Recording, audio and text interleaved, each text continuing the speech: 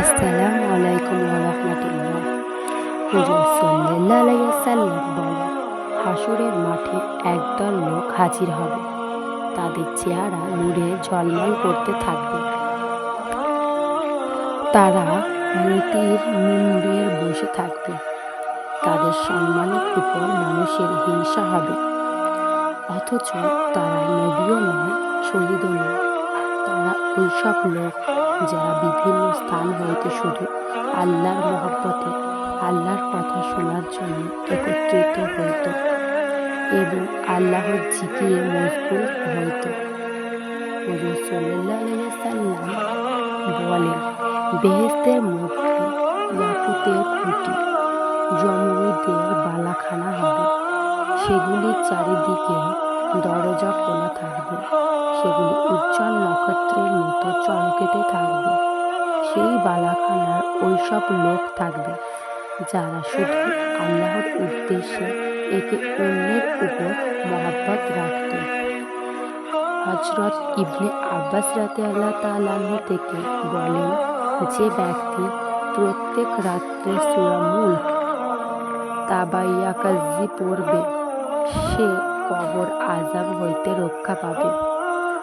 এইভাবে আল্লাহর জিকিরের দ্বারা কবর আযাব হইতে মাফ পাওয়া যায়। তবে কবর আযাব মাফ পাইতে হলে 5টি কাজ করতে হবে। সে কাজগুলি হলো: 1 নম্বর, নিয়ম অনুযায়ী সময় মতো নামাজ পড়তে হবে। 2 নম্বর, দিন সুখী দিগণে দুঃখী দান খয়রাত করতে হবে। 3, সর্বদা সুবহানাল্লাহ জিকির করতে হবে। 4, শুদ্ধ রূপে কুরআন শরীফ পড়তে হবে। 5, প্রস্রাব করে ভালো রূপে পাক হতে হবে। আরও 3টি বদ অভ্যাস ছাড়তে হবে। 1, মিথ্যা কথা বলতে পারবে না। 2, পরনিন্দা করতে পারবে না।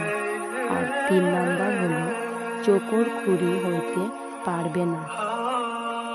আর যার মধ্যে নিম্নের 3টি গুণ থাকবে, আল্লাহ পাক তার মৃত্যুর যন্ত্রণা সহজ করে দিবেন।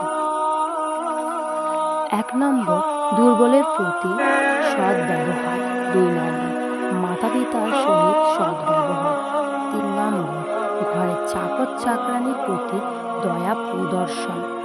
নবী করিম সাল্লাল্লাহু আলাইহি ওয়াসাল্লাম ইন্তেকালের সময় আজরাইল আলাইহিস সালাম বলেন, যে ব্যক্তি প্রত্যেক ফরজ নামাজের পর একবার আয়াতুল কুরসি পড়বে, আমি তার রূহ সহজে কবজ করব। হুজুর সাল্লাল্লাহু আলাইহি ওয়াসাল্লাম বলেন, যে ব্যক্তি 8টি বিষয়ে ওয়াদা করবে, আমি তাকে বেহেশতের নিবাস জিম্মাদার হব। সে 8টি বিষয়গুলি হলো: 1 নম্বর, কখনো মিথ্যা বলবে না। 2 নম্বর, কখনো ওয়াদা খিলাফ করবে না। 3 নম্বর, আমানতের খেয়ানত করবে না। 4 নম্বর, কারো উপর অত্যাচার করবে না। 5 নম্বর, লজ্জাস্থান হারাম কাজে লাগাবে না। 6 নম্বর, অহংকার করবে না। 7 নম্বর, কাহাকেও হিংসার চোখে দেখবে না। 8 নম্বর, রিয়া বা লোক দেখানো ইবাদত করবে না, আল্লাহর সন্তুষ্টির জন্য ইবাদত করবে।